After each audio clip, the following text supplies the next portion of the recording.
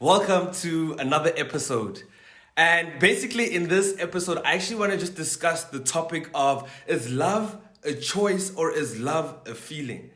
And what I actually did on social media is I did a bit of a poll just to kind of see where people's minds are at, where their heads are at, to see if people think that love is more of a choice, that I choose to love this person, or is the love that I have for you something that I feel in a sense. And the results came back, and it is according to the people out there, they are saying that love is a feeling over love being a choice. So the results were 55% it being a feeling and 45% it being a choice. So basically what I'm going to do is I'm going to break it down based on my understanding. I'm not saying that my understanding is, but I'm going to break it down based on what I understand about this very topic. You get what I'm saying? And, one thing that we need to understand, you know what I'm saying? I can't explain how you love. You can't explain how I love. We kind of express ourselves differently. But just as I said that I'm going to break this down, and I was leaning more towards the side of love is a choice. You get what I'm saying? And the reason why I say this, I'm going to take it to scripture. I'm going to take it to scripture. And in scripture, it literally says, this is in 1 Corinthians 13. And it says that love is patient. Love is kind. It does not envy, it does not boast, it is not proud. It does not dishonor others. It is not self-seeking, it is not easily angered, it keeps no record of wrongs. Love does not delight in evil. But it rejoices with the truth. It always protects, always trusts, always hopes, always preserves. Love never fails. Come on, I think I should be a poet. But anyway, you see, so if I think about those specific terms basically mentioned in what love encompasses, because this is what basically love encompasses. It says that love is patient, love is kind. Love does not envy, does not boast. It is not self-seeking, it is not easily angered. And if you think about each and every single one of those mentioned in a sense, patience is a choice. You get what I'm saying? You choose to be patient. You choose to be kind. You choose not to envy. And I'm actually going to take it to another scripture where it says that basically God has given us the choice of life and death, blessings and curses, but he says choose life in a sense. So here, basically, you choose to be patient. What is love? Love is patience. Love is kind. So if you are basically exuding what love is, it basically encompasses, or it holds each and every single one of these points. You're patient, you're kind, you do not envy, you do not boast, you're not proud, and I just want to speak to the point of pride. If you are not humble, that means you're pride. So you have the choice to choose if I'm humble or to choose if I'm full of pride. So you make the decision at the end of the day if you are going to love or if you don't love. It's either you hate or you love in a sense. You can't be in between.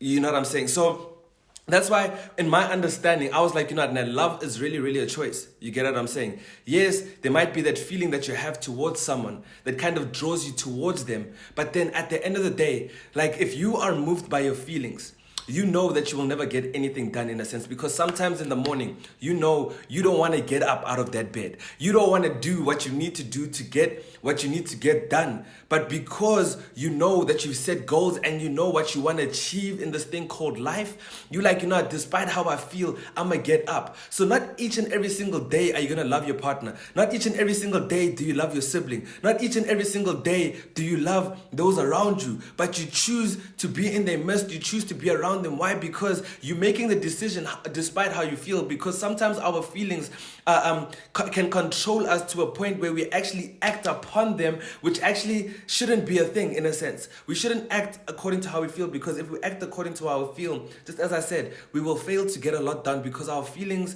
literally can sway us left, can sway us right. It can take us up or down in a sense. So it's about making a choice. That's why I was so drawn to the point that love is a choice. You get what I'm saying? But I actually went in a bit deeper, and I kind of looked at various terms that explain what love is, in a sense, and if you go to the English dictionary, basically it says that love is a feeling of passion, in a sense, and I'm not going against what the dictionary explains that love is, because basically the dictionary takes it to a point that love is a feeling. But if you take and break it down into the various types of love that there are, now we can kind of understand the fact that love is not just a choice, but it is actually also a feeling at the same time. So my initial thought process of it just being a choice, I was kind of enlightened by basically getting information about the different types of love. You know what I'm saying? So if you look at the different types of love, I'm just going to give you guys 3. There's a lot more. There's about 7 basically broken down in the Bible. But the 3 that I'm going to give to you basically is Eros, Phileo, and Agape. You get what I'm saying? So Eros is that romantical type of love. It's that love that you have for your partner, which is the feeling, the romance. You know what I'm saying? That thing that just gets you, going kind of thing, right? That's what attracts you to a person. Apart from how they look, there's just that feeling that you have of romance towards them, in a sense that sometimes it's inexplainable, but it's only something that you can feel and cannot articulate, in a sense, right?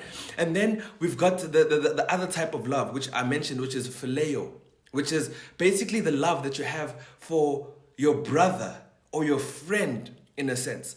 And I'm going to come back to the specific point of the love that you have for your brother or a friend, which is broken down into phileo. And then we've got agape, which is unconditional type of love, in a sense. The way that English kind of breaks down the word love is basically encompasses all of those things into one. But the moment that you break it down, you kind of see the different levels that love has to express of itself, in a sense. We're not limiting love just to a feeling. Love is a choice. You choose, because the love that you say that you have for your brother versus your partner is totally different. I can't say that I love my partner, but I know that I love them because they're my partner.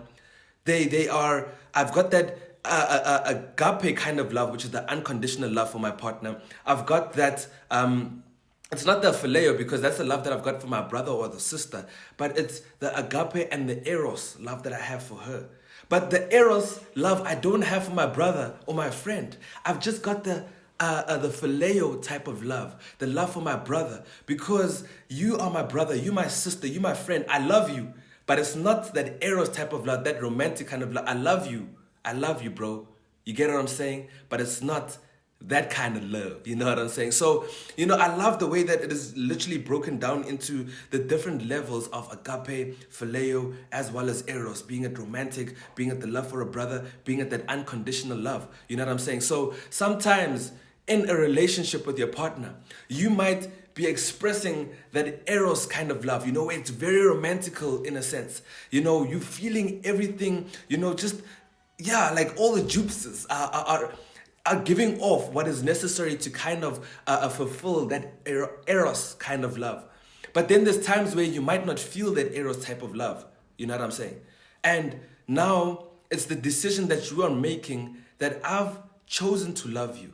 Despite how I feel right now, I don't have that eros type of love for you right now, but I'm still about the agape love, which is that unconditional love. That is that love that is not based on condition. That even though I don't feel like loving you right now, but I'm choosing to have that sacrificial type of agape kind of love, which is that love that is patient. You get what I'm saying? Because right now you're pissing me off, but because I love you, I'm going to be patient. That love that is kind, that even though you said what you said to me, I am still choosing to be kind to you, because I'm not basing my love for you based on what you do for me, but I'm choosing to love you and I'm choosing to be kind to you because that's who I am. It's that love that does not envy. It's a love that does not boast. It's that love that is not pride. That right now, like, I have the opportunity to be proud because of what you said, but I'm choosing to be humble in the situation because I love you so much and I'm trying to save this, that I will not be proud in the situation and I'll be able to move on from the situation. It is not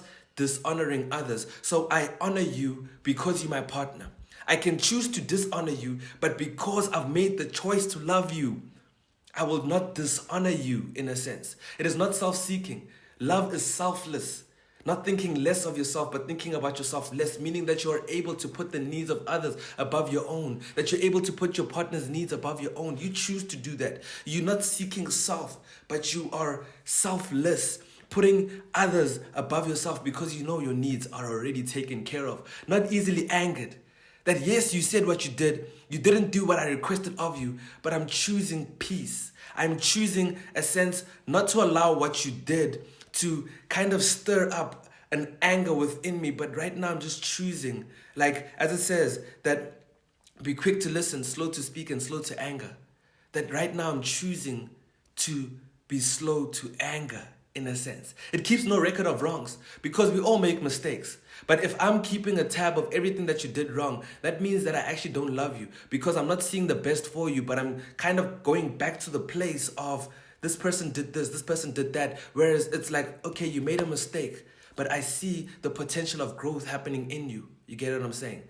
So that's another point. It does not delight in evil. So we choose peace. We choose positive vibes. We're not delighting in the things of evil, in a sense, where it rejoices in the truth that I believed to believe you, in a sense. And it always protects that as my role as a man is to protect what we have as in a relationship. Also, your role as a woman is to protect what we have at the end of the day. Don't let anybody speak about me in a certain way. I won't let anybody speak about you in a certain way. But as we come together, we protect each other, because in that protection, just like how in the animal kingdom, the parent always protects the child. You get certain animals that protect their eggs before they're born. So right now you might not be who you're supposed to be, but I'm going to protect you. I'm going to comfort you. I'm going to grow you until you are able to go out and be who you actually are at the end of the day. You know what I'm saying? It always trusts. One thing that is really, really important in relationships is trust. There's a saying that once you've broken my trust, I can never trust you again. No, one thing that you need to realize is trust should be one of the foundational pillars in a relationship, that you need to be able to trust your partner and your partner needs to be able to trust you. But also you as an individual need to initiate this thing where you get your partner to trust. Be transparent with them. Let them know everything that you are doing so that they never feel secluded from your life, in a sense, because even though we become one, we're still individuals at the end of the day. So bring that person closer to you. Invite them into every area of your life so that they can trust you, that whenever you leave the house, it's not a what is he going to do or what is she going to do, but it's more of, I know they said they're going here. They keep you updated when they're there to build that trust with one another. And it always hopes. Love always hopes. It always has that thing of what the future has to bring is greater than where we might find ourselves right now. It always has a positive outlook. Love is always optimistic, in a sense. Love always perseveres. So yes, we might hit potholes, but we change the wheels. We keep on moving forward. We don't allow one situation to stop us from loving each other or from moving forward. And lastly, love never fails. You know what I'm saying? One thing that you need to realize, that failure is a stepping stone to success. So what people see as failure is actually something that is building this thing or relationship to grow and to become better. So basically, guys, just to sum it all up, I've come to the conclusion that yes, love is a feeling and it is a choice. Please make sure to drop your comments in the comment section there. Let me know what you think of this video. Let me know if you feel like I explained what love is to you guys great. And yeah, let me know whatever you want me to speak about in the next episode. I hope you guys had a good time. I hope you guys enjoyed. And let's go love one another. Let's go share that filet of love with our brothers. Like if you have a partner, you know what I'm saying? Give all of yourself. It said agape, that unconditional, sacrificial type of love. And then, now and then, you know what I'm saying? You can be eros, romantic. You get what I'm saying? But yeah, guys, hope you guys enjoyed this. Have a great day. God is love. Yeah, bo.